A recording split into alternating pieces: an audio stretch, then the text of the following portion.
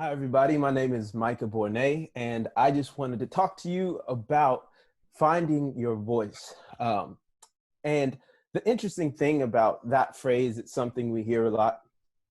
And I find it to be a fascinating phrase because your voice is really not something that you have to try to find or work for initially, right? It comes naturally to us, both in how we sound and the way we think. It's just our life as we're developing.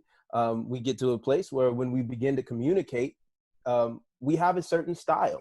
Uh, we have a certain way of doing that. But then when we're talking about context of performance or speaking, or where there's some sort of audience, whether it be an actual audience in a room or an online audience if you're a blogger type thing, um, suddenly it's harder. It's harder to speak in the voice that comes most natural to you. So when I think about it, it's not so much about finding your voice but returning to your voice in a sense. And where does it get lost? Where's the disconnect? I think usually it happens with comparison, really. And we, when we begin to do any type of communication or art making, it's natural to look at other people who are doing it, especially other people who are more successful. I put that in quotes for a reason, and begin to compare yourself. Sometimes in a good way. You have goals, people you look up to, but often in ways that really hinder your own voice and change your own voice. And so I want to talk about those things and how we return to the voice that we have in the first place. And one of those, like this idea of comparison, it's kind of funny because we look at other people and often will envy, like, man, if I was as skilled as them, if I was as confident, or excuse me, if I was as talented as them, I would be more confident in my work. And the reality is that's not true. What I've realized, both in myself and other artists, other communicators, when it comes to confidence or insecurity, right, about your own voice, it really has nothing to do with talent or even success. And what I mean by that is I see people, speakers, artists at every level of talent and success in the way we typically measure it. And I see incredibly talented and successful artists who are incredibly insecure and have almost no confidence. And then I see people at open mics or events, small little local things, with enormous confidence, even though they haven't accomplished that much. Or in some cases, even though they're not talented at all. They're up there really confident and sometimes arrogant, but maybe not, just comfortable in their own skin, knowing they're not that good of a singer and singing their heart out. Um, how is that possible? Uh, when they're not that talented and when they're not that successful. Honestly, at the root of it, I do think it goes back to mental health. And when I say mental health, I don't just mean like if you're diagnosed with depression or anxiety, but taking care of your mind and how you think about yourself, your work, and your purpose in it, and your motivation, right?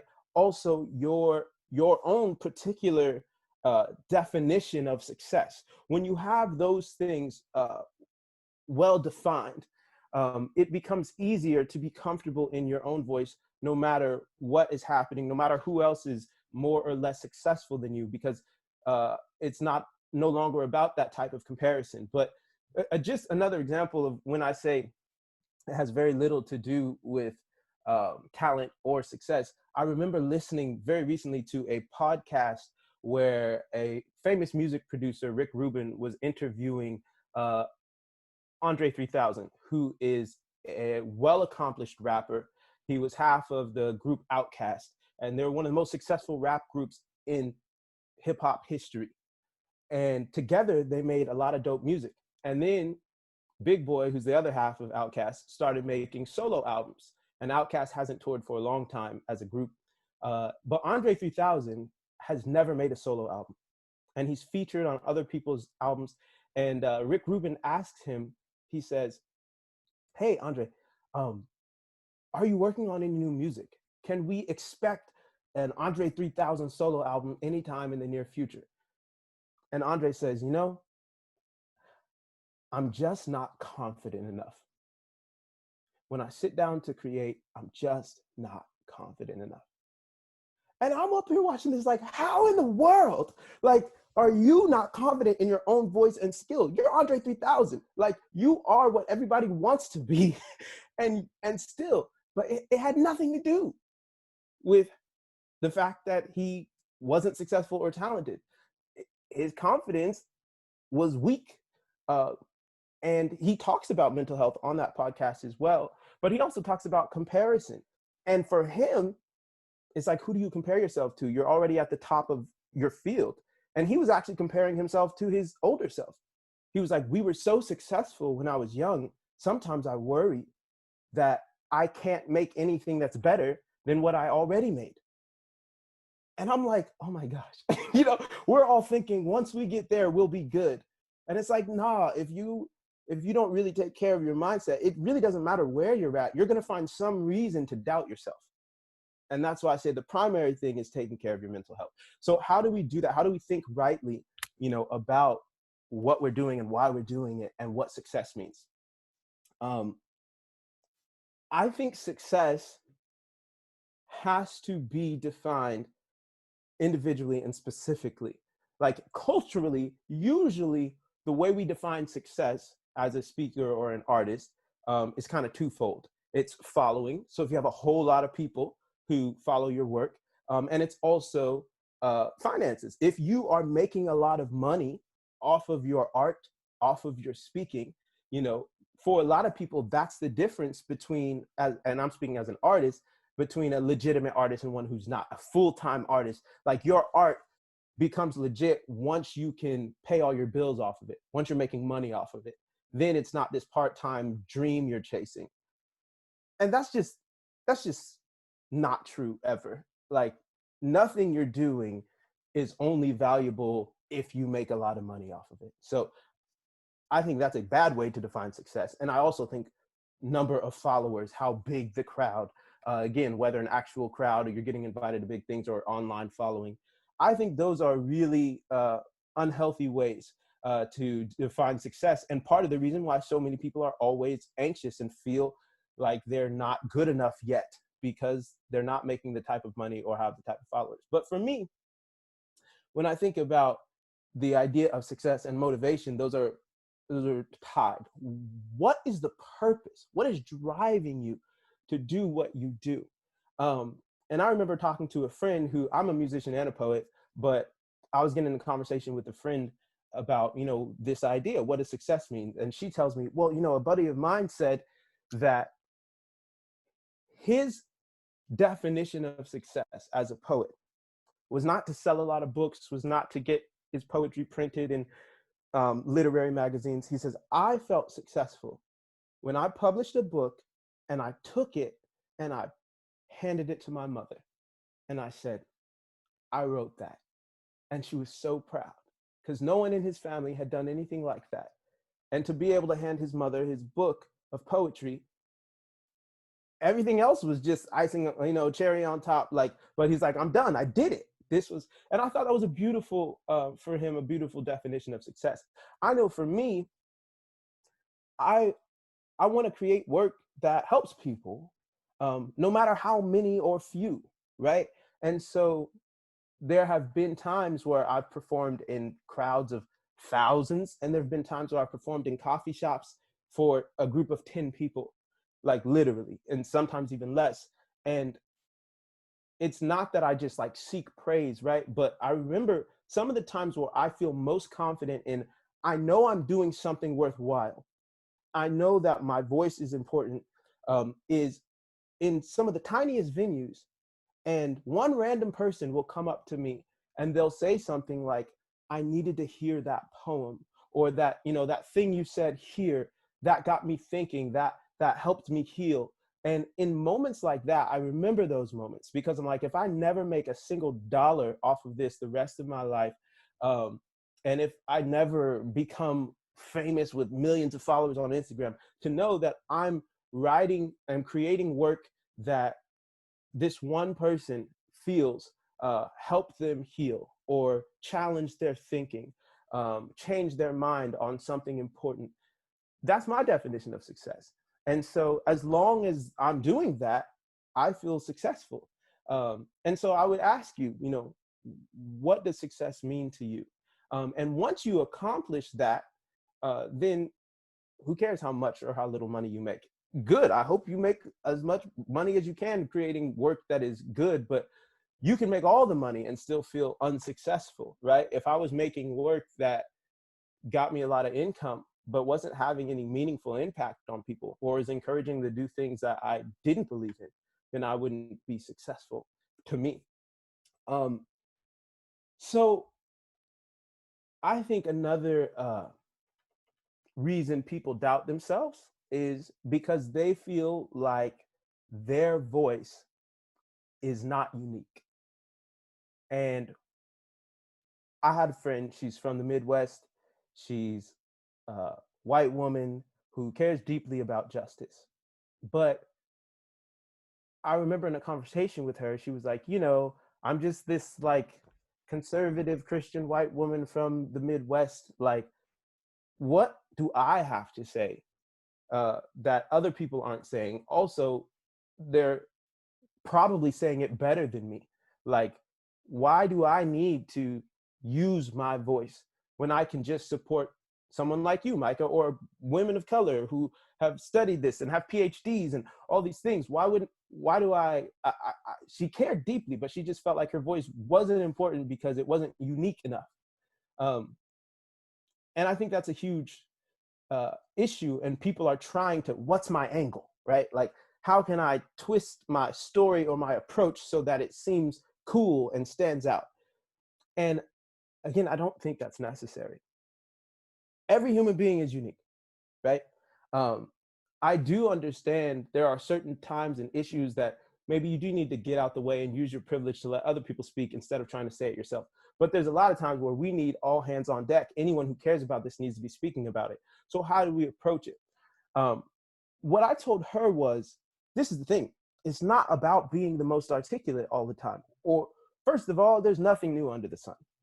Your ideas, you think they're original until you read a book and you're like, oh my gosh, this was the book I was planning on writing.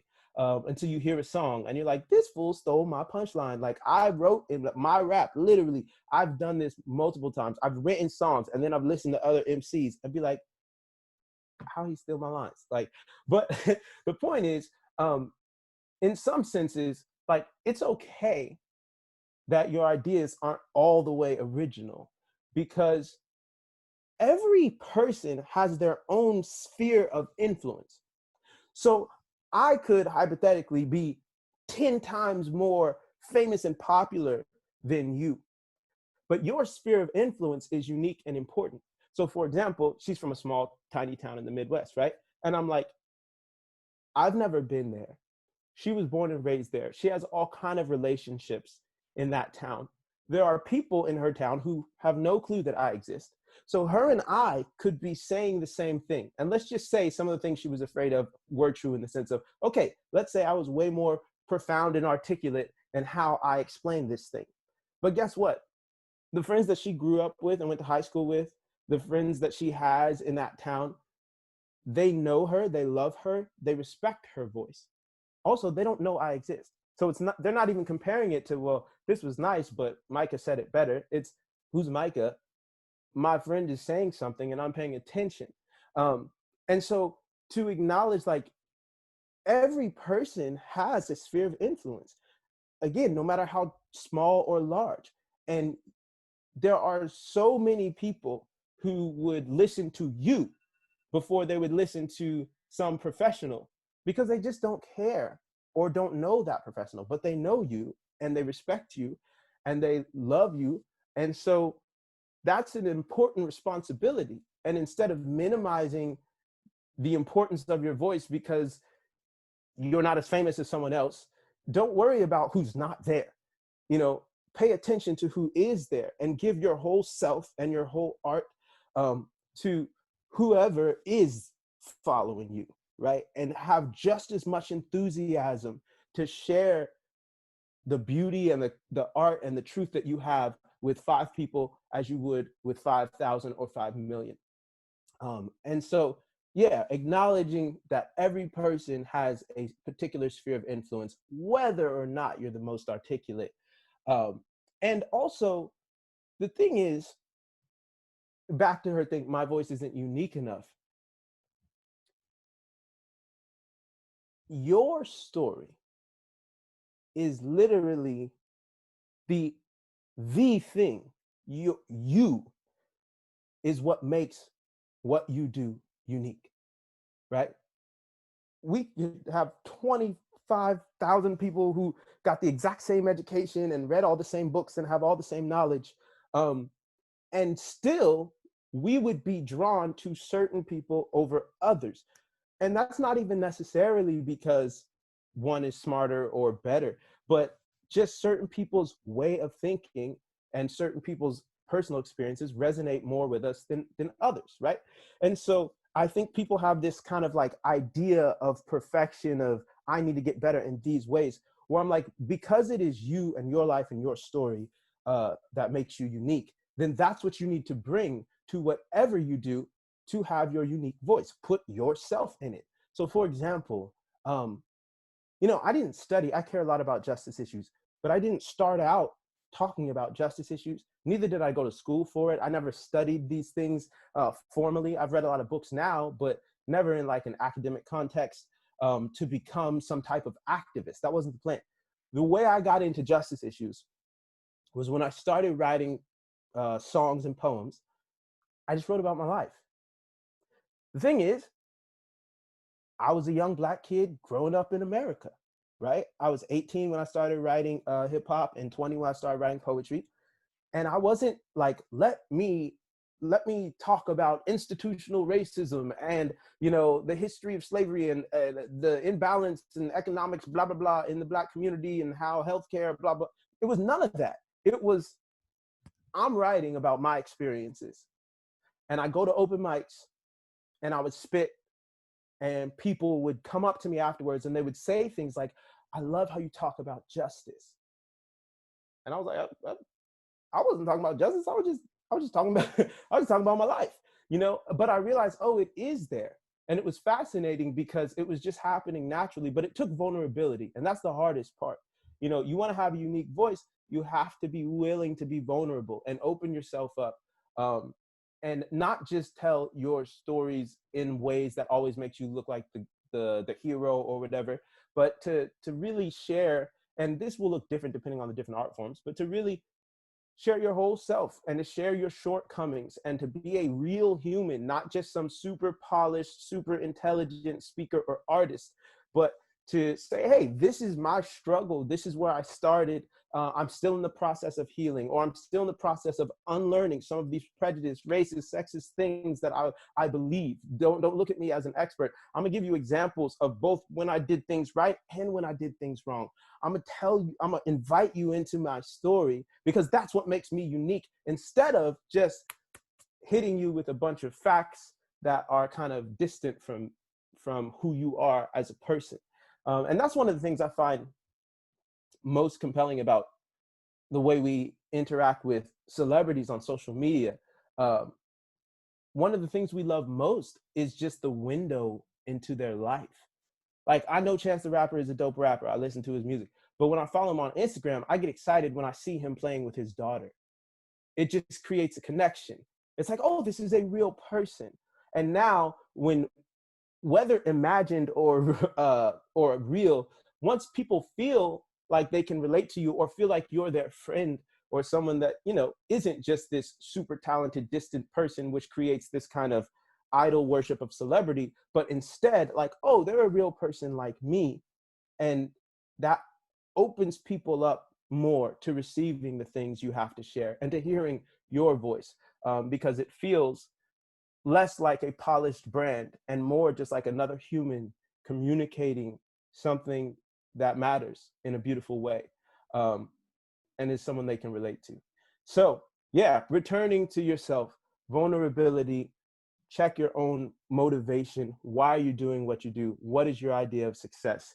And don't be afraid to put yourself in it as much as possible. Um, and yeah, that's it. Thanks for listening.